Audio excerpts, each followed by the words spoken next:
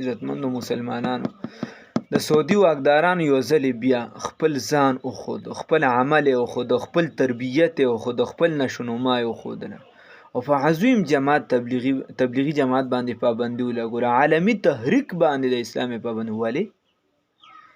وایي دا چې روزه نشته، 4 میاشتې نشته، کال نشته.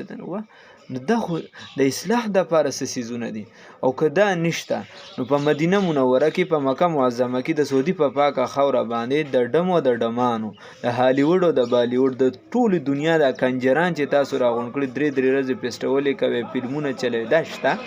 نو که اخر ته تاسو لار ووروئ نو د پاک جماعت ځای پکې نشته.